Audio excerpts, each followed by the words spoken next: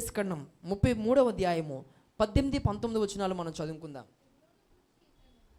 జెబులోను గూర్చి ఇట్లా నేను కిందకు వచ్చేద్దాం. ఇస్సాకారు,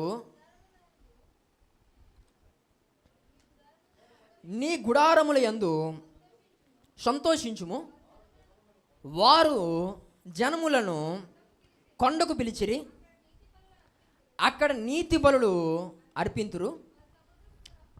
వారు సముద్రముల సమృద్ధిని, ఇసుకలో దాచబడిన రహస్య ద్రవ్యములను పీల్చుదురు. దేవునికి స్తోత్రం కలుగును గాక. జాగ్రత్తగా వినండి పిల్లరా. 18వ వచనం పెడితే దాంట్లో పిల్లరా మనం చూస్తాం, ఇస్సాకారు గుడారముల యందు పిల్లరా సంతోషించేటువంటి వాడిగా అతని జీవితం మనకు కనబడుతుంది. ఒకప్పుడు ఈ సంతోషం లేదు, ఏమనుభవించాడు? శాపాన్ని అనుభవించాడు. ఒకప్పుడు ఇతని జీవితంలో ఏమనుభవించాడు అని అంటే దుఃఖాన్ని అనుభవించాడు. ఒకప్పుడు ఇతని జీవితంలో వేదన అనుభవించాడు. కానీ దేవుడు అదంతా కూడా కొట్టేసి ఇతని జీవితాన్ని మరలా తిరగరాశాడు దేవుడు. ఇప్పుడు ఇస్సాకారు తన గుడారముల యందు అతడు ఎలా ఉన్నాడు?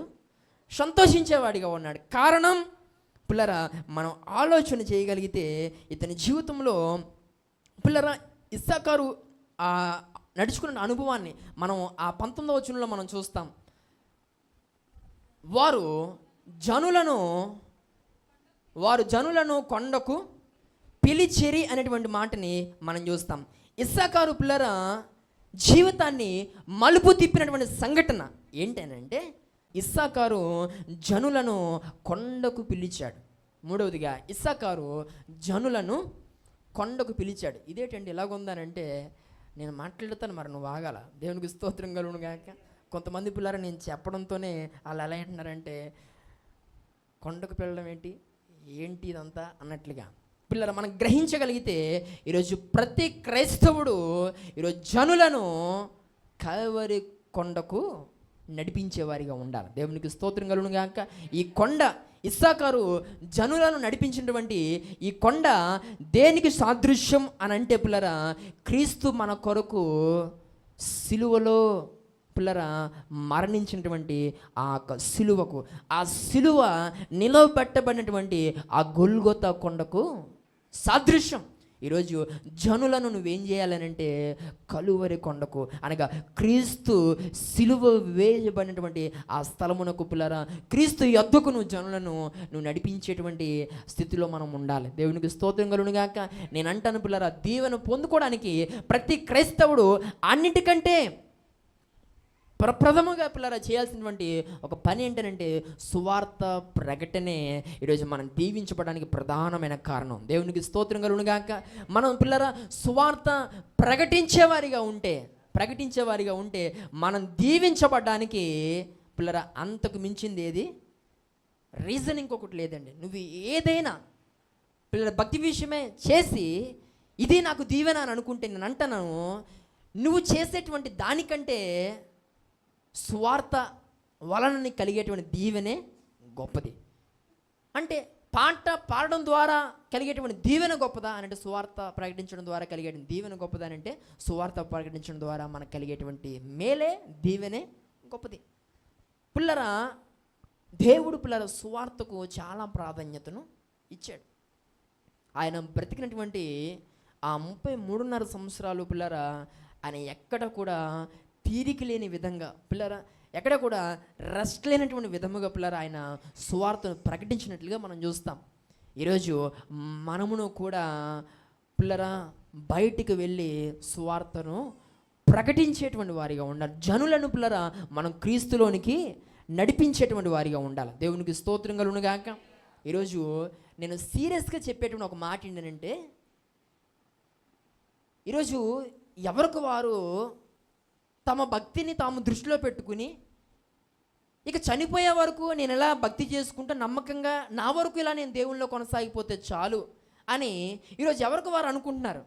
నేను ఒక మాట అంటాను, నీ కుటుంబంలో నీ ఒక్కడవే రక్షించబడ్డావు, నీ కుటుంబంలో నీ ఒక్కరి దానివే రక్షించబడ్డావు, లేక మీ ఇద్దరే మీ ముగ్గురే ఉన్నారు. నీ ఇంటిలో ఇంకా రక్షణ లేని వారు నలుగురేసి ఐదేసి మంది ఉన్నారు.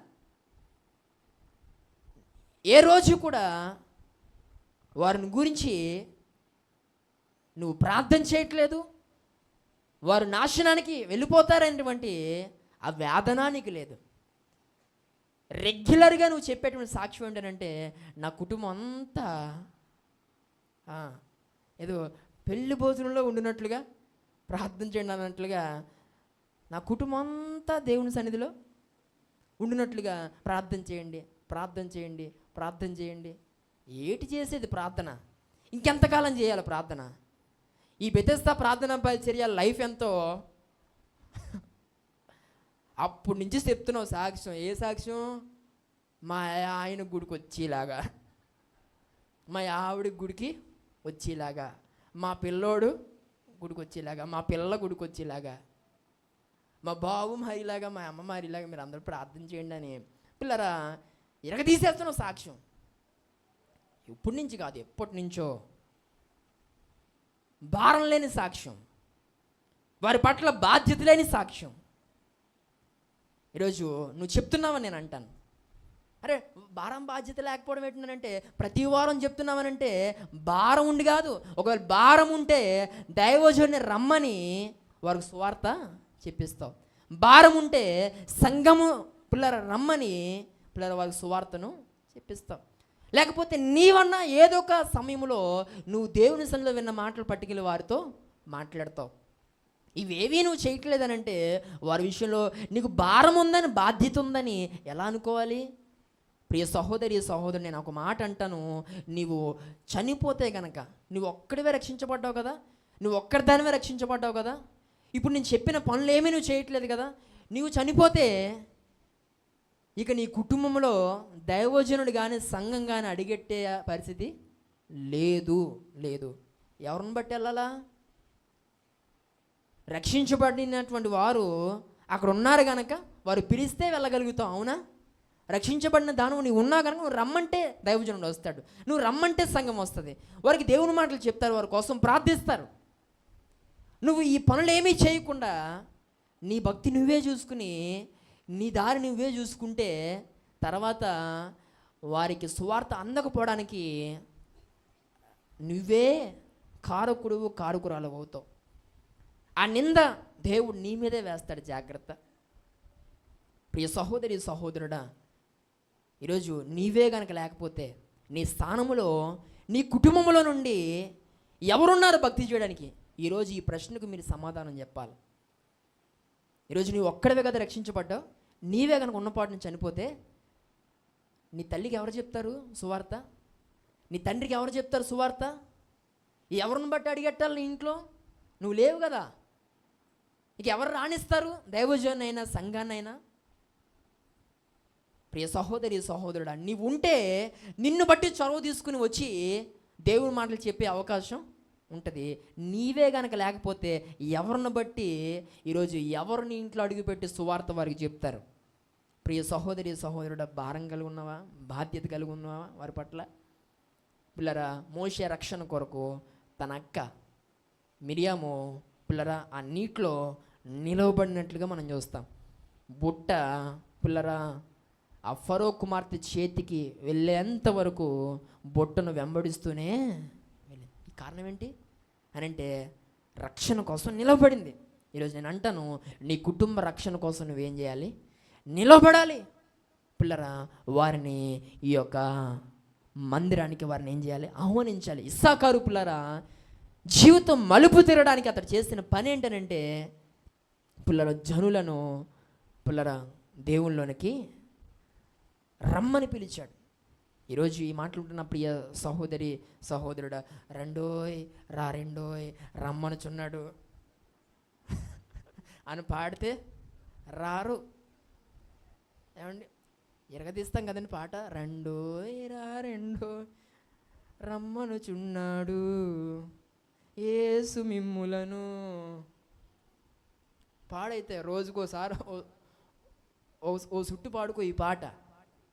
ఏమండి, ఈ పాటలకే అంత పవర్ ఉంటే ప్రతి మందిరంలో ప్రారంభ పాట ఇంక ఇదే ఉంటుంది. నిండిపోవా మందిరాలు? ఏమిటండి ఈరోజు పిల్లల క్రియలు లేని సాక్ష్యమా, క్రియలు లేని పనుల? ఈ మాటలు ఉంటున్న ప్రియ సహోదరి సహోదరుడా, ఆ విషయం పని చేయి. దేవుని మాటలు వారికి చెప్పడమో లేకపోతే పిల్లరా ఏదో ఒకటి చేయడం మానేసి ప్రార్థన చేయండి ప్రార్థన చేయండి. ఈరోజు పిల్లరా కొందరు సాక్ష్యాలు అలాగే ఉన్నాయి, క్రియలు లేకుండా. పిల్లరా ప్రార్థనల వల్ల, పిల్లరా ప్రార్థనల వల్ల మాత్రమే పని అవుదని నేను అంటాను. ప్రార్థనకి మరి అంత శక్తి లేదండి అని అంటే దాని వెనక నువ్వు చేయాల్సిన పని చేయకుండా ఉపవాసం ఉండి ఎన్ని దినాలు ప్రార్థన చేసినా చివరికి చచ్చిపోతావు, కానీ కార్యం మాత్రం జరగదు. 21 రోజు చేస్తానండి అని అంటే చెయ్యి. ఆ 21 రోజు పొద్దున్న కళ్ళు తిరిగి పడిపోతావు, ఏదోటి అయిపోద్ది నీకు. 40 దినాలు ఉంటానండి మారంటారా అని అంటే మారండి. నువ్వు ఒక్కరోజున్నా 21 రోజున్నా 40 రోజులున్నా ఎన్ని రోజులున్నా ఏమండి గట్టుడు అయితే ఉంటావు, కానీ లేదంటే ఈ మధ్యలోనే పోతావు. కానీ నువ్వు అనుకున్న విషయం మాత్రం పని చేయాలి, దాని విషయమే పని చేయాలి. ఏమండి మనం ఒక మాట మాట్లాడతాం కదా, గాల్లో దీపం పెట్టి దేవుడా అంటే ఆడకుండా ఉంటుందా? చేయాలా? పిల్లరా ఏం చేయాలో అది చేస్తే ఆరిపోకుండా ఉంటుంది. ఈరోజు నీ జీవితంలో కూడా పిల్లరా నువ్వు ప్రయత్నం చేయి. పిల్లరా ఈరోజు అడ్డదిలంతటి కోసం నువ్వు ప్రార్థన చేయొచ్చు, తప్పులే. కానీ పిల్లరా అడ్డతీగల్లో ఉన్నటువంటి ఒకరిద్దరికైనా నువ్వేం చేయాలి? సువార్త చెప్పాలి. ఆ పని చేయకుండా, ఆ బాధ్యత తీసుకోకుండా పిల్లరా మోకాల మీద ఇలాగనిపి ఇలాగ ఊగిపోతే ఇప్పుడుదా బాగున్నాడు కదా ఏదో అవుతుందని మొత్తానికి నిన్ను ఏదో ఎక్కించి త్వరగా తీసుకెళ్ళిపోతారు హాస్పిటల్కి. నేను అంటాను ఊగిపోక, ఏమండి అదోలాగా అయిపోకు. చేయాల్సిన ప్రయత్నాలు చేస్తే ఆత్మల పంటను మనం చూడగలుగుతాం. దేవునికి స్తోత్రం కలుగును గాక. ప్రయత్నం చేద్దాం. ఈరోజు దేవుని గురించి మాట్లాడాలి పిల్లరా, దేవుని గురించి చెప్పాలి, ఆయన ఒక ఔన్నత్యాన్ని పిల్లరా ప్రచురము చేయాలి. ఇది పక్కనెట్టేసి నువ్వు ఒంటరిగా ప్రార్థన ఎరగదీసేసిన పిల్లరా, సంఘములో పిల్లరా అందరినీ ప్రార్థన కోరిన పిల్లరా ఆత్మను రక్షించబడవు. ఆత్మల కొరకు నువ్వు భారం కలిగి నువ్వు స్వార్థ ప్రకటన చేస్తేనే, జనులను పిల్లరా రమ్మని నువ్వు ఆహ్వానించగలిగితేనే, జనులకు పిల్లరా క్రీస్తుని గురించి నువ్వు అర్థమయ్యేలాగా చెబితేనే పిల్లరా వారందరూ రక్షణలోనికి వస్తారు. దేవునికి స్తోత్రం కలుగును గాక. ఈరోజు నీ కుటుంబాన్ని నువ్వు నడిపించుకునే విషయంలో నిలబడు. నీ కుటుంబాన్ని దేవుని యొక్క సన్నిధికి తీసుకొచ్చే విషయంలో నిలబడు. పెద్ద బడాయి కబుర్లు మాట్లాడుతావు, కానీ నీ తల్లి దేవుని సన్నిధికి వెళ్దావు, నీ తండ్రి దేవుని సన్నిధికి రాడు. ఏదో మాట్లాడుతావు, నీ పిల్లల లోకంలో తిరుగుతారు. పిల్లరా నీ తల్లిదండ్రులు దేవునికి దూరంగా ఉన్నారు, నీ భార్య నీ భర్త ఈరోజు లోకంలో బ్రతుకుతూ ఉన్నారు, వారు దేవునికి దూరంగా ఉన్నారు. పైగా వారు ఎవరంటే పిల్లరా క్రైస్తవులే. పైగా మరి వారు ఎవరు అనంటే బాప్తిసం పొందిన వారే. పైగా వారు ఎవరు అనంటే నామకార్థమైనటువంటి ఈరోజు అనుభవంలో ఈరోజు కొంతమంది కొనసాగుతున్నారు. చెప్పండి వారికి, నీకు అంతా తెలుసు కదా, చెప్పుకో వెళ్ళి. నీకు అంతా తెలుసు అన్నప్పుడు పిల్లరా నిర్లక్ష్యంగా ఉండొద్దని వారిని మోటివేట్ చేయండి. పిల్లరా వారిని దేవుని ఒక సంధికి రమ్మని ఆహ్వానించండి. ఇంకా వారు అంతేనండి, నా వరకు నేను ఏదో చూసుకున్నాను అంటే దేవుడు దాన్ని సమర్థించడు. దేవునికి స్తోత్రం కలుగును గాక. నీ వరకు నువ్వు చూసుకున్నా దేవుడు ఒకానొక దినం నేను చూడకపోతే ఏటి పరిస్థితి? కాబట్టి నీ వరకు నువ్వు చూసుకోవద్దు, నీ భక్తి నువ్వు చూసుకోవద్దు. ఒక్కసారి ఆ సువార్త ఒక్కసారి కూడా విననటువంటి వ్యక్తులను చూడు. పిల్లల ఆత్మీయతలో దిగజారిపోతున్న వారిని చూడు, నిర్లక్ష్యంగా ఉంటున్న వారిని చూడు, బలహీనమైపోయిన వారిని చూడు, నిర్జీవమైపోయిన వారిని చూడు. వారిని పిల్లరా మరలా దేవుని యొక్క సన్నిధికి అనబడినటువంటి ఆ కొండకు రమ్మని ఇస్సాకారులకు నువ్వు వారిని ఏం చేయాలి? పిలవాలి. దేవునికి స్తోత్రం కలుగును గాక. ఈరోజు నా మాటలు ఉంటున్న ప్రియ సహోదరి సహోదరుడా, మనం తీర్మానాలు తీసుకుంటున్నాం. పిల్లరా ఎన్నిసార్లు అనుకోలేదు రాని వారు ఇల్లు తిరిగేద్దామని నువ్వు, కానీ వెళ్ళావా? పిల్లరా ఎన్నిసార్లు అనుకోలేదు ఈసారి కనబడిన వారి కల్లా మందిరానికి రమ్మని చెప్పేద్దామని, చెప్పావా? అన్నీ అంటున్నామంతే, కానీ క్రియల్లో మాత్రం ఏది కనబడట్లే. ఆశలైతే చాలా ఉన్నాయి, అలా చేసేయాలి ఇలా చేసేయాలని, దానికి తీరిక లేదంటావు, లేదంటే ఏదో చెప్తావు ఇంకా. కానీ పిల్లరా అనుకున్నది అనుకున్నట్టుగా క్రియా రూపంలో పిల్లరా చేసేటువంటి పరిస్థితి ఎప్పుడు ఉంటుంది? దేవుని సావుకులుగా నేను తెలియజేస్తున్న మాట, ఇస్సాకారు దీవించబడ్డానికి అతని జీవితంలో అతని శాపాన్ని మాపింది ఏది అని అంటే అతని సువార్త ప్రకటన. గట్టిగా చప్పులు కూడా దేవుని నామమున మహిమపరచండి.